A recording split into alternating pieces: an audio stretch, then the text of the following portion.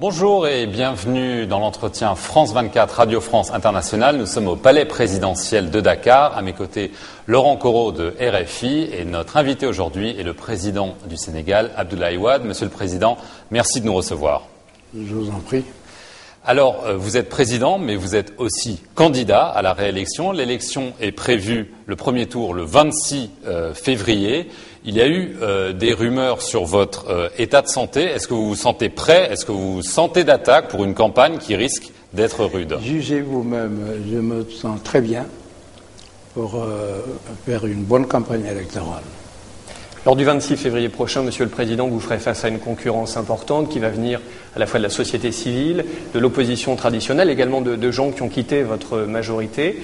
Est-ce que vous avez l'impression que la bataille sera plus difficile qu'en 2007 ou est-ce que vous espérez rééditer votre score de 56%? Non, vous savez, je pars dans un combat sans rival, pratiquement.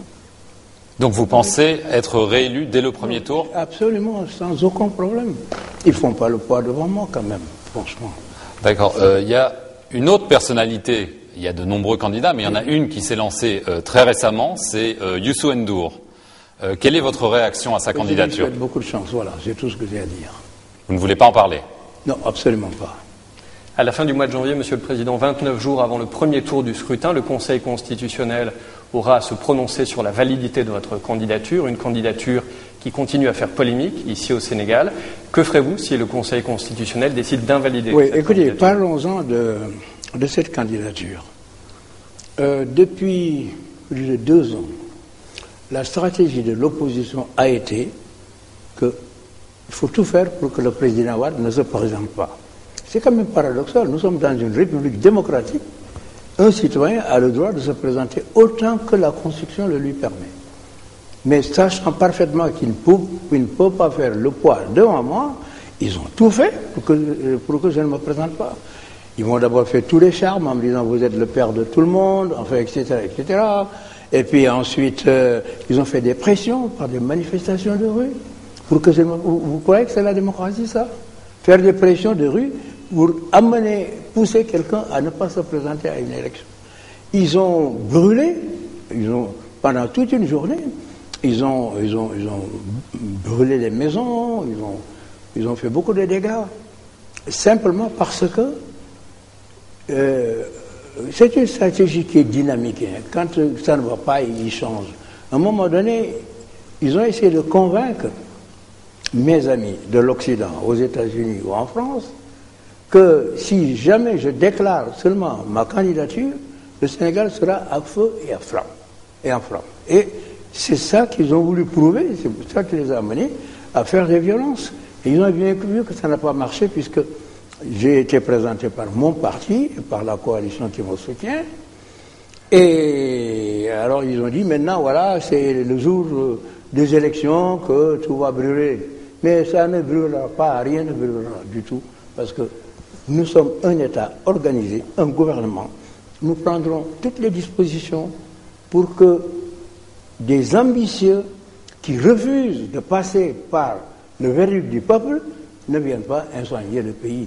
Ils nous ont surpris une fois, le 23 juin, parce que nous ne nous y attendions pas, mais maintenant je peux vous assurer que c'est fini, c'est terminé. Ils ont amené certains congressmen américains, de mes amis, ils les ont effrayés en leur disant, vous savez, votre ami Wade, ça va brûler au Sénégal et il risque d'y perdre la vie, donc il faut le conseiller pour qu'il ne se présente pas. Vous vous rendez compte, c'est procédé? Je vous repose ma question, Monsieur le Président. Si le Conseil constitutionnel invalide votre candidature... Mais écoutez, moi je respecterai la décision du Conseil constitutionnel. Mes décrets, comme dans toute démocratie, parfois sont cassés par le Conseil d'État, j'accepte. Mais vous êtes confiant? Ça ne me pose aucun problème. J'ai suffisamment fait pour ce pays et pour l'Afrique. Si je devais me retirer, je me retirerai en beauté. Seulement le problème, c'est que j'ai le sentiment que j'ai encore une mission à terminer au Sénégal, et je crois que c'est le sentiment de la majorité des Sénégalais. Maintenant que certains pensent utiliser des voies autres que la démocratie pour arriver au pouvoir, ça c'est très regrettable. Est-ce que justement c'est quelque chose que vous craignez un embrasement.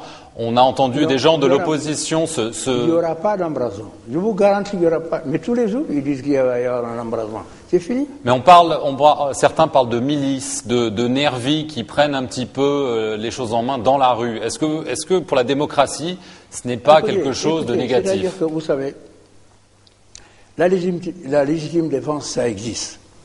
Alors, croire qu'ils vont se lancer dans les rues, casser, brûler, sans la réaction des populations et sans la réaction de mon parti, je le dis très franchement, c'est se faire des illusions. On ne les laissera pas détruire le Sénégal. Monsieur le Président, dans vos vœux, vous avez parlé de gouvernement de large union nationale. Est-ce que ça veut dire que si vous êtes réélu, comme vous l'espérez, vous allez gouverner différemment, et si oui, comment? Différemment, non, parce que ma façon de gouverner a donné d'excellents résultats, hein, que tout le monde constate, tous ceux qui sont de bonne foi. Mais j'élargirai le gouvernement, j'élargirai la majorité. Pourquoi? Parce que ces élections qui viennent constituent un turning point dans l'histoire du Sénégal, puisque tous les hommes politiques âgés, comme moi, ou l'opposition, parce que nous sommes de la même génération, hein. On parle souvent de mon âge en oubliant que le chef de l'opposition est plus âgé que moi. Makhtar Mbow est plus âgé que moi, d'au moins 6 ou 7 ans. Il est vrai qu'en Occident, on ne comprend pas toujours les avantages d'être un homme âgé et en bonne santé, parce qu'on représente la sagesse, on est une référence, etc. Alors, donc, les élections, les prochaines élections, l'hypothèse la plus probable, c'est que je gagne. Cela veut dire quoi? Cela veut dire que tous ces gens de ma génération vont être remplacés par les jeunes générations dans leur parti. Et ça, c'est une réalité, parce qu'ils ne vont pas encore attendre ici pendant 7 ans. Les jeunes et ces partis ont envie de vivre, de se battre et de participer aux activités politiques. C'est-à-dire, finalement, je serai le seul de ma génération à la tête du Sénégal. Alors, qu'est-ce que je vais faire? Je vais préparer mon parti, la même génération dans mon parti, à disputer le pouvoir je ne sais pas quand. Si je dois partir, j'organiserai des élections libres et démocratiques. D'ailleurs, je ne serai pas ici si j'organise des élections. Je peux être ici, la Constitution le permet, mais je ne serai pas ici. Je serai en dehors du palais et on organisera des élections, mais ces élections vont se dérouler entre les Sénégalais de la même génération, du pouvoir et de l'opposition. Les dinosaures, comme eux et moi, nous serons en dehors du système politique. Qu'est-ce que ça veut dire? Ça veut dire que ce sera une alternance générationnelle. Si bien que, au fond, quand on regarde de près, il se trouve que ma mission aujourd'hui, c'est de préparer une alternance, non pas Samba qui remplace Demba, mais une alternance générationnelle. Et ce sera quelque chose de tout à fait nouveau. Parce que nous autres, nous traînons des conflits que nous avions quand nous étions étudiants en France. Hein. C'est ça que nous traînons ici, des marxistes, des nationalistes, des libéraux. Alors tous, on sera en dehors de la scène politique. Et les nouvelles générations, quand je regarde, ceux de l'opposition, du Parti socialiste et ceux qui sont chez moi, ils n'ont pas ces problèmes idéologiques que nous traînons. Donc ce sera un autre Sénégal, un Sénégal de technocratie, de compétences, et non plus un Sénégal de gens qui font des discours politiques sans absolument aucun contenu. Une question sur la Casamance, Monsieur le Président. On a assisté ces dernières semaines à une recrudescence des attaques sur des positions militaires par le MFDC. Si vous êtes réélu, qu'est-ce que vous proposez pour résoudre cette crise de la Casamance? Oui, vous savez, je vais vous dire une chose. J'avais dit à l'époque, quand j'étais élu pour la première fois, j'avais dit que j'en avais pour quelques mois pour résoudre le problème de la... Je le croyais. M. Diouf le croyait. Le commandement militaire le croyait, puisqu'ils sont venus me dire, à l'époque, quand j'étais ministre d'État, avec l'assentiment de M. Diouf, monsieur le ministre d'État, nous considérons que vous êtes le seul à pouvoir résoudre le problème de la Casamance. Et c'est vrai, je me promenais librement en Casamance, mais militant aussi. Un des chefs de guerre était un ancien président d'un secteur de mon parti, donc j'avais les contacts directs avec les gens du maquis qui me permettaient de penser que je pourrais y arriver. Malheureusement, tel n'a pas été le cas, parce qu'il y a toujours ce M. Salif Sadio qui était soutenu par Laurent Gbagbo, parce qu'il est parti en Côte d'Ivoire, il a séjourné là-bas 2 ou 3 fois, financé, armé, et c'est lui qui nous cause le plus de problèmes aujourd'hui. Mais si je suis réélu, je vais m'efforcer véritablement de résoudre la question. Je dois vous dire que j'ai pensé à une idée, j'en ai parlé au cas avancé l'autre jour. Il est hors de question d'internationaliser ce conflit qui est un conflit local, national, mais je connais les gens de Saint-Egidio,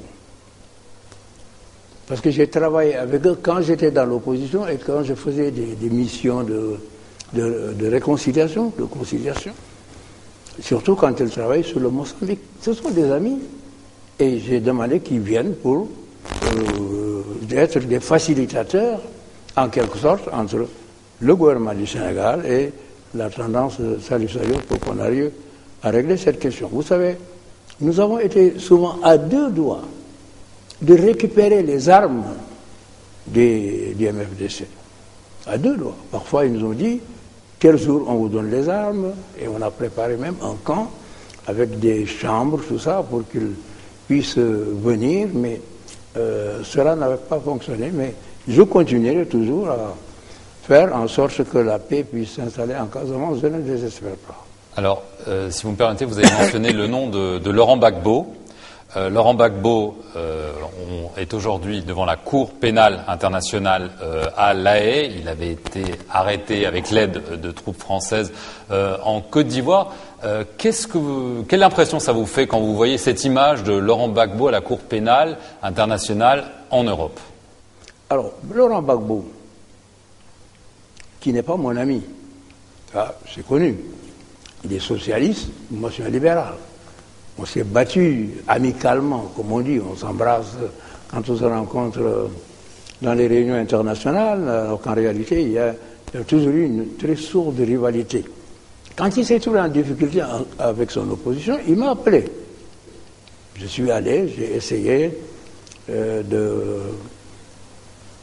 réaliser un consensus sur les 500 000 inscrits qui étaient contestés de part et d'autre. Alors, je l'ai souvent conseillé. Il ne m'a pas écouté. Il s'est lancé dans la violence, surtout. Battu aux élections, il a refusé d'obtempérer. Avec tout ce que ça a entraîné, des morts, beaucoup trop de morts, beaucoup trop de pertes de vies humaines. Maintenant, il est poursuivi par une juridiction internationale dont le Sénégal est le premier pays ratifiant. Par conséquent, il faut laisser cette juridiction poursuivre son travail. Vous, en tant qu'Africain, comme personnalité attachée à la Renaissance africaine, ça ne vous dérange pas qu'il soit jugé par une juridiction internationale et non pas en Afrique? Ça me dérange, parce que j'estime que l'Afrique aurait dû avoir ses tribunaux pour juger les Africains. Mais ça me dérange, moi, en tant que panafricaniste. Mais on a créé parfois des tribunaux comme le tribunal de la Sierra Leone ou le tribunal d'Arusha. Mais nous aurions dû avoir des tribunaux pour cela. Cela n'a pas été fait. Mais le tribunal pénal international, c'est différent. C'est un tribunal pour tous les criminels, tous ceux qui ont commis des génocides et qui ne sont pas jugés dans leur propre pays. Et je trouve que c'est une justice internationale qui est tout à fait normale, puisqu'encore une fois, le Sénégal est le premier pays qui a ratifié le traité de Rome qu'il a institué. Alors justement, Monsieur le Président, en janvier, l'Union africaine aura à se pencher à nouveau sur le dossier Hissène Habré. Vous savez qu'il y a deux solutions actuellement envisagées. L'extradition vers la Belgique, un éventuel départ vers le Rwanda. Quelle solution recueillerait plutôt, à votre avis? Oui, vous savez, là aussi, quand on a vu que personne ne voulait juger Hissène Habré, moi je me suis porté volontaire. Parce qu'encore une fois, je n'admets pas, en principe, qu'un Africain, qu'on soit obligé de l'envoyer à l'étranger pour le juger. Alors, donc, nous sommes portés volontaires et tout le monde a accepté, tout le monde, l'Union africaine, nos partenaires d'Europe, d'Amérique et tout le monde a dit, le Sénégal est connu pour être un pays de justice, des magistrats compétents, une justice indépendante, on est d'accord. Mais j'ai eu des difficultés d'ordre juridique. L'Union africaine qui a été saisie a laissé trois possibilités au Sénégal. Juger Hissène Habré, l'extrader en Belgique,